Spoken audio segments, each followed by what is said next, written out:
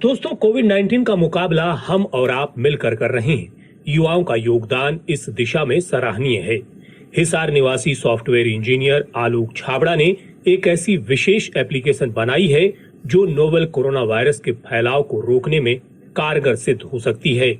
आकाशवाणी हिसार के साथ विशेष बातचीत करते हुए आलोक छाबड़ा ने कहा, सर, जब ये कोविड-19 इंडिया में आया, एक्चुअली मैं सिविल सर्विसेज का प्रिपरेशन कर रहा हूँ मैं, और ये सब मुद्दे हमारे लिए आम रूटीन की बात होती है ये सब पढ़ना, क्योंकि एग्जाम में, इंटरव्यूज में हमसे पूछा जाता है ये सब जी। तो एक उस तरह से एग्जाम पॉइंट ऑफ व्यू से रुचि बनी थी कि चाइना में जब ये स्टार्ट हुआ तो चाइना को मैंने स्टडी करना शुरू किया, अखबार के माध्यम से, न्यूज के माध्यम से, मीडिया के माध्यम से। तो चाइना को जैसे जैसे स्टडी किया तो समझ में आया कि बहुत ही बड़ी चुनौती हमारे देश के साथ में आने वाली है, ऐसा मुझे एहसास हुआ जी। इंडिया के अंदर जैसे ही इमिग्रेंट्स हमारे आने लगे, बाहर के लोग जो हमारे देश से बाहर रह रहे थे, हमारे हिंदुस्तानी, तो मुझे लगा कि ये बहुत बड़ी चुनौती हमारे देश के लिए बन सकता है। तो तभी से मेरे दिमाग में ये रुचि पैदा हुई कि क्यों ना इस मुद्दे को और ज्यादा सेंसिटिव तरीके से स्टडी किया जाए, बिकॉज एग्जाम का पॉइंट ऑफ व्यू यही होता है कि वो मुद्दा क्या है, इश्यू क्या है और उसके सॉल्यूशंस क्या है जी। तो एक एग्जाम पॉइंट ऑफ व्यू से इसको पढ़ना शुरू किया था सर। और क्योंकि मैं एक पेशे से मैं एक SSB service selection board trainer भी हूँ जी, तो मैं बच्चों को ऑफिसर बनाता भी हूँ डिफेंस फोर्सेज में। एसएसबी बहुत सारे मेरे करीब 1100 बच्चे जो है एसएसबी क्लियर करके ऑफिसर बन चुके हैं सर, देश पे अलग अलग जगह पोस्टेड है सर जी, और डिफेंस फोर्सेज में। तो उनके साथ में जुड़ा भी हुआ था, तो उनसे जो भी पढ़ता था उनसे डिस्कस करता था शाम को व्हाट्सएप ग्रुप पे जी। तो उन्होंने एक दिन बोला सर कि हम लोग फौजी हैं, हम लोग बाहर तो प्रोटेक्ट कर लेंगे लेकिन अंदर अब प्रोटेक्शन की देश को शायद जरूरत है जी। तो उसके तहत फिर हमने अपना एक ग्रुप बना दिया। जब ये बात मोटिवेट की हमें कि हाँ कुछ करना चाहिए देश के लिए, जब स्थिति खराब होनी शुरू हुई, तो हमने वो ग्रुप का नाम दिया captain Batra brigade Indian national army .2 जी। इंडियन नेशनल आर्मी जो है वो उसकी शुरुआत नेताजी सुभाष चंद्र बोस ने की थी सर, आजादी दिलाने के लिए देश को जी। बिल्कुल। तो क्योंकि हम सब नेताजी सुभाष चंद्र बोस से बहुत ही ज्यादा प्रेरित थे, तो उन्होंने ये सजेशन दिया, बोले सर ये जंग एक और जंग है देश के लिए, कोविड-19 से आजाद कराने के लिए जी। तो वही दिमाग में स्ट्राइक आया कि इंडियन नेशनल आर्मी .2 के नाम से उसका ग्रुप का हमने गठन किया। उसमें 200 व्यक्ति जो आर्मी में, नेवी में, एयरफोर्स में जो मेरे स्टूडेंट्स थे, ऑफिसर्स थे, उनको जोड़ा। एक कंपनी है सर सिलवासा की, एविल रेड्स टेक्नोलॉजी जी, उस कंपनी के साथ में हमने एसोसिएट किया। और फिर इस तरह से हम अपने थिंक टैंक में आइडियाज को डिस्कस करते थे और उस कंपनी के साथ में शेयर करते थे सर।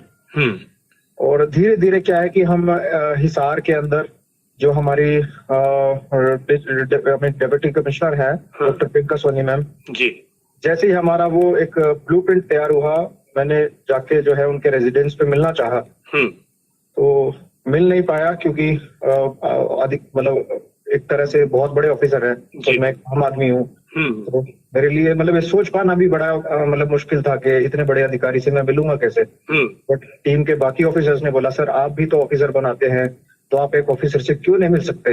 बिल्कुल। तो मैं फिर भी एक जुटाकर अपना प्रयत्न, मैं जो हमारे कोर्ट है जी, मैडम के ऑफिस के बाहर में खड़ा हो गया एक आम फरियादी की तरह।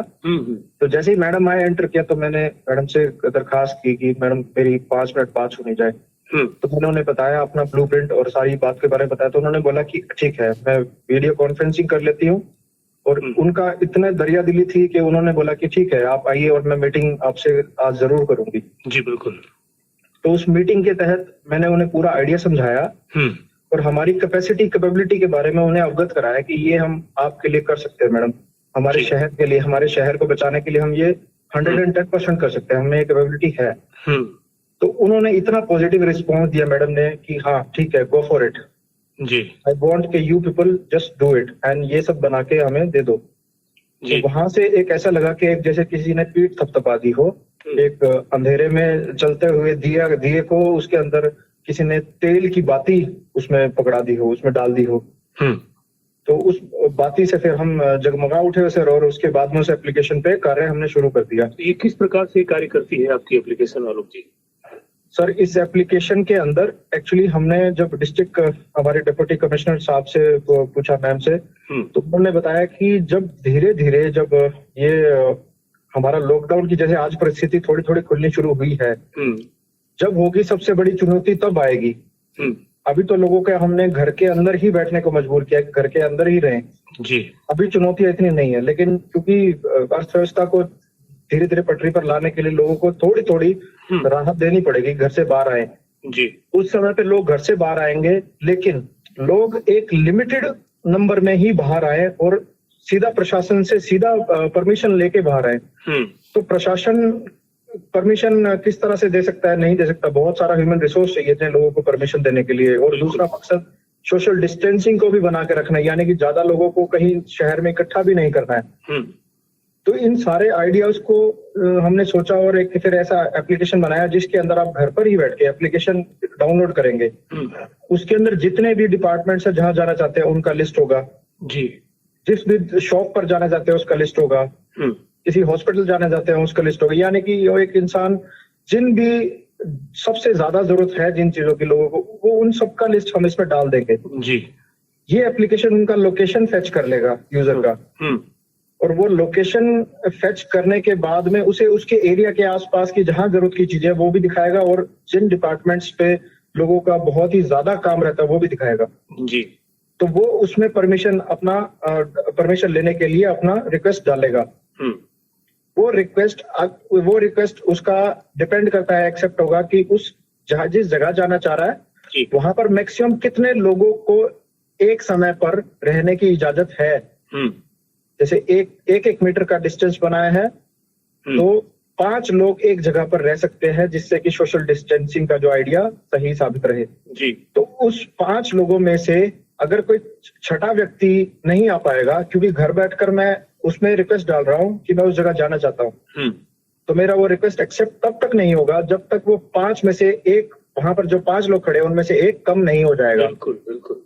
जैसे ही उनमें से एक कम होगा, इमीडिएटली ऑटोमेटिकली एप्लीकेशन ये ऑटोमेटिकली रियल टाइम में ही दिखा देगा कि एक व्यक्ति की वहां कमी है, आप रिक्वेस्ट डाल सकते हैं जी। तो एक तो ये काम करेगा सर इस तरह से। तो अभी कहाँ पहुंचे हैं आप लोग इस मोबाइल ऐप को लेकर? सर ये मोबाइल ऐप पूरी तरह से बनकर तैयार है। हमने डीसी साहब को दे भी दी है एप्लीकेशन जी। और इस एप्लीकेशन को विशाखापट्टनम और विजयनगर जगह है आंध्र प्रदेश में, वहां पर भी इसके ऊपर पायलट टेस्टिंग स्टार्ट हो गई है सर जी। और हमारे जो डिप्टी कमिश्नर डीसी हैं उनको भी हमने कल रिक्वेस्ट डाली है इस एप्लीकेशन के बारे में। उनसे कल बात हुई थी तो उन्होंने बोला कि ईमेल आईडी पर वो पूरा हमने भेज दिया है अपना ब्लूप्रिंट। चलिए बहुत अच्छी बात है आलोक जी। अब मैं आखिर में सिर्फ आपसे यही जानना चाहूंगा कि आप एक युवा भी हैं, आप यूपीएससी प्रिपेयर भी कर रहे हैं जी सर। आप हमारे तमाम युवा दोस्तों को, खासतौर से कोविड-19 को लेकर के तमाम लोगों को, आकाशवाणी के माध्यम से जो लोग आपको सुन पा रहे हैं, उन्हें क्या संदेश देना चाहेंगे? एक वैश्विक महामारी है जिसके लिए हम लोग लड़ रहे हैं। सबसे बड़ी बात दोस्तों, ये हमारा देश इतना मजबूत देश है, इसको आज तक कोई नहीं हिला पाया। यूरोपियंस आए नहीं हिला पाए, इतने दुश्मन आए नहीं हिला पाए। ये छोटा सा दुश्मन है, इसको हमने सरकार की गाइडलाइन को पूरे तहे दिल से एक्सेप्ट करके, ये ऐसी लड़ाई है, इस लड़ाई में बिना लड़े आप जीत सकते हो। बस घर पर बैठना होगा, जिम्मेदारी समझनी होगी और अपने देश के हित में ये ऐसी लड़ाई है, इसमें एकजुट होकर आपको घर पर ही बैठना है और सरकार की गाइडलाइन को तहे दिल से, जो भी गाइडलाइन मिले उसको तहे दिल से पालन करना है उसका। तभी हम इस जंग को अच्छे से जीत पाएंगे और जल्दी से जल्दी विजयी भी होंगे। जय हिंद। बहुत बहुत शुक्रिया आलोक जी, आप बात कर रहे थे आकाशवाणी के साथ। आपकी जो बातचीत है वो आकाशवाणी के माध्यम से तमाम हमारे लिसनर्स, तमाम श्रोताओं तक पहुंची है। उन्हें भी एक उम्मीद जगेगी और एक हौसला मिलेगा कि आप जैसे तमाम युवा जो हैं वो किस प्रकार से देश की उन्नति के लिए, देश की सुरक्षा के लिए सोच रहे हैं, और उनके अंदर भी एक जज्बा पैदा होगा कि वो भी देश की उन्नति के लिए अपना कम से कम इतना योगदान तो जरूर दें कि अपने घरों में रहें, सुरक्षित रहें। बहुत बहुत शुक्रिया आपका फोन। बहुत बहुत धन्यवाद सर आप।